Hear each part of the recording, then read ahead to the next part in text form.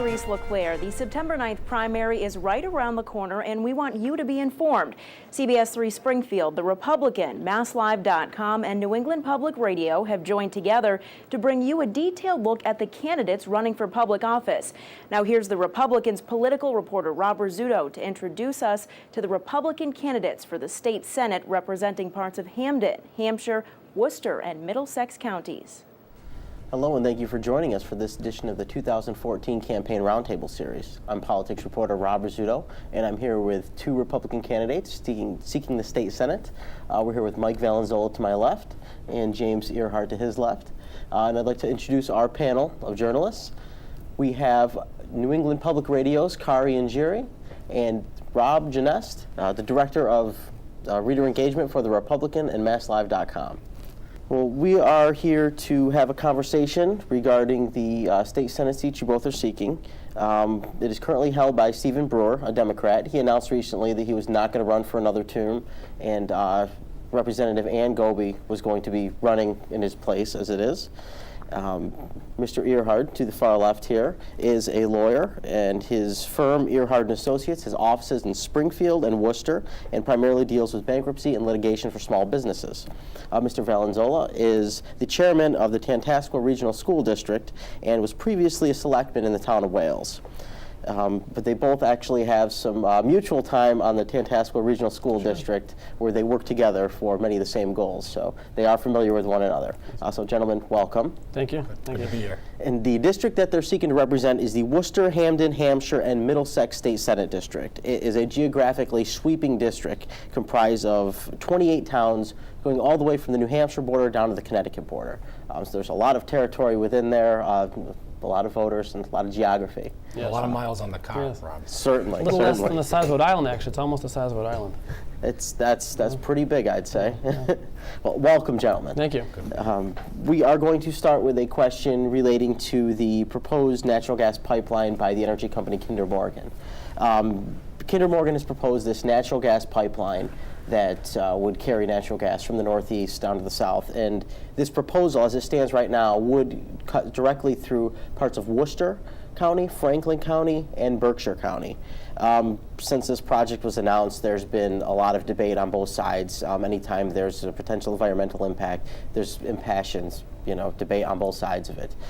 So I just want to know where you gentlemen stand on this, and if elected, would you support such a proposal? And Mr. Valanzola, we can start with you. No, I'm glad you brought this up because it's an issue that I'm hearing a lot about as I campaign in Winchendon and Athol and some of the communities in the North County of this Senate district.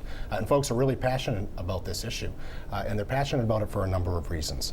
First of all, the current proposal that we see before us is not something I personally could support for a few reasons. One, it puts in place a tariff which will actually increase utility costs for all residents of the Commonwealth of Massachusetts in an effort to help pay for this project. I can't support an increase in utility fees when folks are already struggling throughout this district and throughout this state. Second to that, I don't see really any benefit to the actual communities that are going to be disrupted by this project going through the North County. And I think folks are really concerned about the fact that they'll see the disruption, but that they won't see the benefit. So the current project in its current proposal, I'm not supportive of. I do think that we need to find a way to be able to allow communities to coordinate and collaborate with the private sector and with the free markets to be able to find solutions to their problems, but it doesn't appear in the current proposal that that action's been taken. Okay.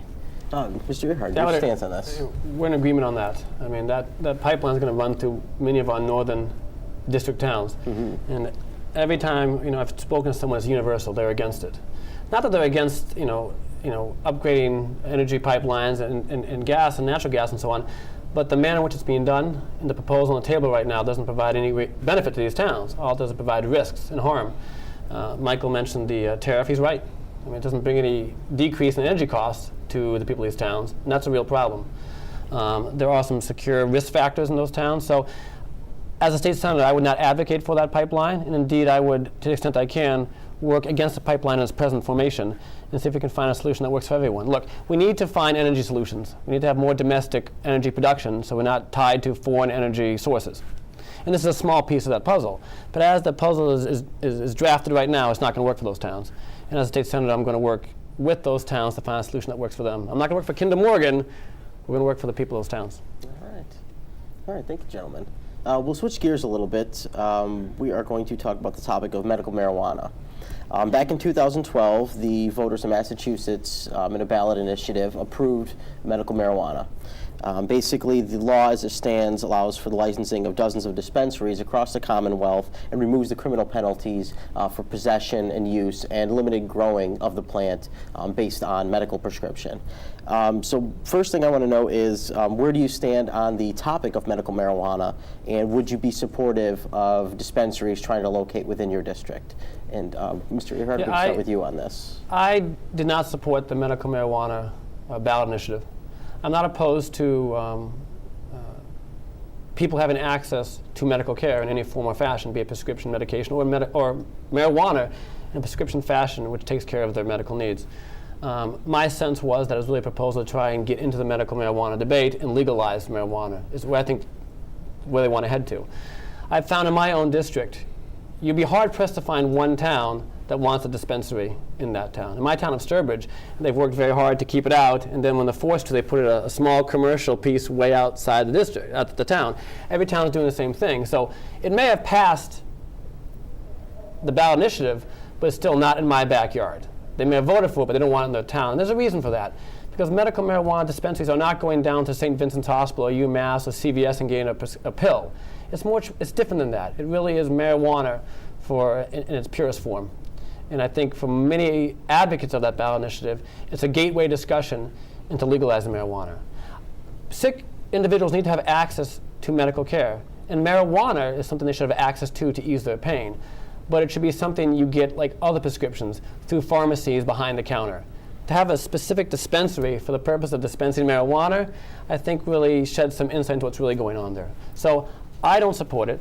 But once again, it's a local issue. There are 28 towns. If the people in Athol want to have it, I'm not going to stand in their way. If the people in Ashburnham want to have it, that's fine. But I think you've seen time and time again in every town, they're saying, no, we don't want it in our town. So as a state senator, I would support them on that. All right. Mr. Valanzola. Yeah, I'm a big supporter of ensuring that the people have the ability to vote on the things that are important to them, and that they have a say in the agenda that we set forth for the Commonwealth. One of the reasons I was opposed to the measure was because I was concerned that the Commonwealth wasn't prepared to tackle the issue once it was approved. And we've seen over the last year that that's exactly been the response. We passed a ballot measure, and all of a sudden the Commonwealth acted as if they were surprised that it was going to pass, and weren't prepared to deal with the regulatory environment that you need to have in order to be able to dispense marijuana through these dispensaries in an efficient and proper and legal manner. So my concerns were, and I believe justified at this point, that the Commonwealth wasn't prepared for the response to this approval. And I think we need to be much more proactive as a state government in understanding what the views are of our constituency and being able to be proactive and not just reactive to their votes. And I think that the proof is in the pudding that we just weren't prepared to deal with the response that the voters turned out in the last election. So if a dispensary was seeking to locate within the district that you ended up representing, where would you stand on that? I would be happy to mediate the conversations between those looking to set up the dispensary and the local community. I think that the decisions have to rest within each local authority. As a former selectman and the only one in this race, I understand firsthand about how important that role is for a community and how important it is in that leadership position to be able to have a partner in the state Senate that will help us drive through and tackle some of these issues. So it isn't appropriate for me to tell every single town in the district that this is absolutely the right course of action and you have to do it. But what is appropriate is for me to be able to help mediate the conversation and me to help lead with local officials to make sure that they're prepared and they're ready to deal with this if in fact it's going to come into their community. But at the end of the day, they get to make that decision, and that the decision rests with the local authorities. All right, gentlemen, thank you. We're going to take a short break and we'll be back in a moment.